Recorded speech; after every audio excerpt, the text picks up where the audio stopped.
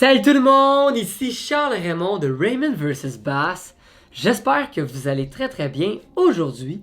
Pour cette vidéo, on a un autre sujet assez intéressant. On va parler de 2 leurres indispensables pour l'ouverture de la pêche à l'achigan à grande bouche et petite bouche qui arrive dans les prochaines heures. Et je peux vous dire une chose, je suis assez excité en ce moment, mais en gros, on va parler des leurres parce que je pense que ça va être le sujet le plus intéressant dans tout ça. Et qu'est-ce qui se passe à ce temps-ci de l'année? De 1, c'est l'ouverture de la pêche à l'achigan un peu partout à travers le Québec. Et de 2, c'est la fin de la période de reproduction des achigans. Et les achigans vont se tenir en général dans l'eau peu profonde, dans les secteurs avec des roches, de l'eau assez oxygénée, du courant, du sable, de la végétation. Et il y a vraiment 2 leurres qui se démarquent pour prendre du poisson à ce temps-ci de l'année. Et c'est toujours des leurres que j'ai eu bien du succès dans le passé et je connais plein de gens aussi qui adorent ces leurres-là. On va parler de ça, j'espère que vous allez bien aimer la vidéo. Si oui, un petit j'aime, c'est tout le temps cool et sans plus attendre, on jase de ça. Bon visionnement tout le monde! Pour commencer, le premier leurre que je vais vous présenter, vous l'avez probablement déjà vu dans mes anciennes vidéos ou même vous l'avez peut-être déjà essayé aussi parce que ça fonctionne très bien, c'est un classique et c'est très connu pour la pêche à l'achigan, c'est le Senko. J'en parle à chaque année le Senko parce que je le sais comment c'est efficace et ça devrait être encore plus utilisé parce que oui, ça marche très bien, autant pour l'achigan à petite bouche que la grande bouche. C'est un leurre qu'on peut appliquer avec différents montages, on peut le lancer dans différents environnements aussi. Ça marche aussi bien dans la végétation que sur les secteurs rocheux, dans le courant, en profondeur, en eau peu profonde. Et c'est simple à travailler aussi. On lance, on laisse couler et on lui donne simplement des petits rebonds. Pas plus compliqué que ça. On ramène avec des petits rebonds, on laisse couler. Puis je vous le dis, moi le Senko, ça fait plusieurs années. J'ai commencé à utiliser le Senko, j'étais assez jeune. Puis encore là, je l'utilise à chaque année et c'est dans mes leurres préférées. Et là, cette année, j'essaie une nouvelle compagnie, Set de Hook, pour les Senko. J'ai entendu simplement des bons commentaires. Des belles couleurs aussi. Moi, j'aime ça utiliser des couleurs très naturelles en eau claire parce que la majorité du temps, quand j'utilise des Senko, je pêche en lac, en rivière et l'eau est très claire. Alors, le orange et brun, des couleurs un peu plus vert, brun, quelque chose qui peut imiter une écrevisse, un insecte, des petites choses comme ça. Il faut avoir des belles couleurs naturelles, des choses qui ne flashent pas trop, qui vont bien se confondre dans la végétation.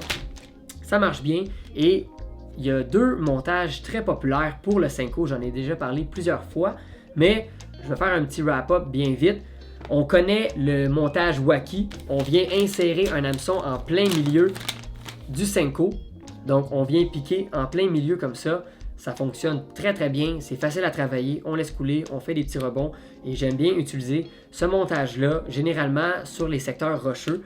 J'ai toujours eu bien du succès pour l'achigan, petite bouche et la grande bouche avec le montage Wacky. Et le montage Wacky, j'ai découvert ça dernièrement. Pour ceux qui n'ont jamais essayé le montage et vous voulez tester un peu les hameçons, tout ça, il existe un petit paquet, c'est VMC qui produit ça. C'est un petit assortiment d'hameçons tête plombée exprès pour le montage Wacky avec les Senko. Alors vraiment intéressant, VMC font ce petit paquet-là, c'est super cute. Et en même temps, ça peut permettre d'essayer différents hameçons, des hameçons anti-herbe, des hameçons avec tête plombée, plus petits, plus gros. Il y a plusieurs sortes à l'intérieur. Je trouvais ça vraiment intéressant de vous partager ça.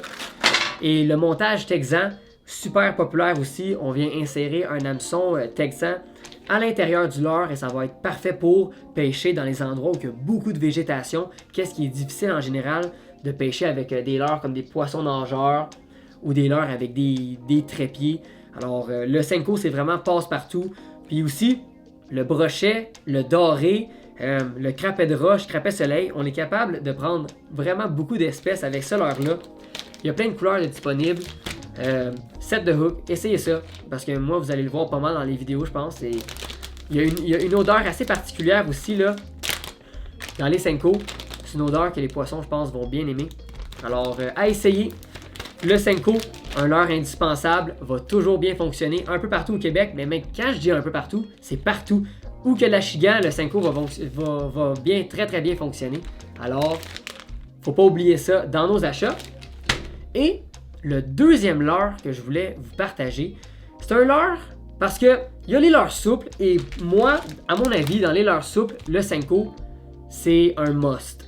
Mais pour les poissons nageurs maintenant, il en existe plein des poissons nageurs à différentes formes avec des bavettes plus profondes, élancées, trapues, tout ça. Mais il y a un poisson nageur, c'est un classique lui aussi. Vous l'avez probablement dans votre coffre à pêche. Je vais le sortir. On ouvre le coffre. Et ce poisson nageur-là, il est disponible dans plusieurs grandeurs, grosseurs, types de bavettes aussi. Le crankbait. Et quand je parle de crankbait, c'est vraiment le poisson nageur trapu avec une bavette à l'avant comme ça. Ça, pour couvrir du terrain, faire du bruit, faire de la prospection, arriver sur un nouveau plan d'eau, c'est ça qu'il faut là. Oh, j'ai failli me faire attention aussi parce que les hameçons sont très piquants. Le crankbait, c'est un leurre indispensable pour l'Achigan et toutes les espèces, brochets, dorés, truites grises. C'est un leurre incroyable et je pense que parmi tous les poissons nageurs qui existent sur le marché, le crankbait c'est le plus populaire et ça fait très longtemps que ça existe. Et vous connaissez sûrement ce leurre-là parce qu'il y en existe tellement. Et c'est un leurre que quand j'arrive dans un nouveau plan d'eau, j'arrive à une place que j'ai jamais pêché, je vois qu'il y a une pointe d'île avec des roches, il y a deux profondeurs différentes qui changent assez rapidement, une belle ligne d'herbe, des structures vraiment là, uniques. Je vais lancer le crankbait et il y a tellement de couleurs, il y a tellement de grandeur, grosseur. C'est vraiment ça que j'aime du crankbait, c'est qu'on peut vraiment acheter qu'est-ce qu'on veut vraiment pour l'application qu'on veut faire. Admettons qu'on veut pêcher en eau peu profonde, on va pêcher avec un crankbait qui va plonger de 2 à 4 pieds en général. Donc, la bavette va être plus courte. Et si on veut pêcher en eau plus profonde, on peut utiliser un crankbait avec des bavettes un peu plus longues. Donc, ça va permettre au leurre de plonger plus rapidement, plus en profondeur. Et l'action est vraiment belle, très naturelle dans l'eau. En général, on va imiter soit un petit méné, un autre petit poisson à pas ou des écrevisses. Parce que quand on utilise des crankbaits avec des bavettes très très courtes, comme ceux-là, avec des teintes là, dans le rouge, orangé, brun, ça limite parfaitement un écrevisse puis la nage d'une écrevisse aussi dans l'eau. Alors c'est vraiment un leurre à essayer, surtout que les Achigans sont en eau peu profonde à ce temps-ci de l'année. C'est un leurre incroyable pour la prospection et voir s'il y a du poisson dans notre spot. Le crankbait, ça aussi. Et cette année, je vais essayer beaucoup, comme je vous avais parlé dans les anciennes vidéos, Livingston, les leurres avec une technologie qui vont produire des bruits dans l'eau. Alors, j'ai vraiment hâte de tester ça dans les prochaines semaines. Vous allez voir ça dans les vidéos, c'est assuré.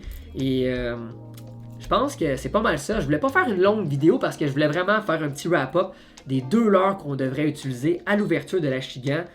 Il y a plein de choses aussi. Regardez le mur, j'ai tellement de leurres et différents hameçons de poids qu'on peut mettre en application pour différentes techniques, tout ça. Mais quand j'y pense, il y a 2 leurres que j'aime bien utiliser et c'est ça. Je pense qu'avec ça, on est capable de faire une excellente pêche, prendre des très beaux poissons, Achigan, grande bouche, petite bouche. Vous pouvez aussi vous baser sur les anciennes vidéos que j'ai faites. J'ai beaucoup de vidéos avec le Senko, j'en ai quelques-unes avec le crankbait, tout ça. C'est des bons leurres et je vous conseille vraiment d'utiliser ça. Ça couvre pas mal qu'est-ce que je voulais jaser aujourd'hui. Alors j'espère que vous allez bien aimer. Et avant de vous quitter quand même, je voulais, parce que ça fait quand même longtemps que je fais des vidéos. Pour ceux qui me suivent depuis mes débuts, ça fait quand même un bon bout que je fais des vidéos. Et je voulais vous remercier parce que c'est fou comment le temps passe vite. Des fois, je m'en rends pas compte. Puis je suis très très très reconnaissant de faire qu'est-ce que je fais, pêcher, faire des vidéos, tout ça. C'est grâce à vous. Et je voulais vous remercier parce que, encore une fois, une autre belle saison s'en vient. Et j'ai bien hâte de vous partager tout ça. Alors j'espère que vous allez bien aimer la vidéo. Un petit j'aime, c'est tout le temps cool. Et on se revoit très bientôt sur un autre épisode de Raymond vs Bass. À la prochaine tout le monde.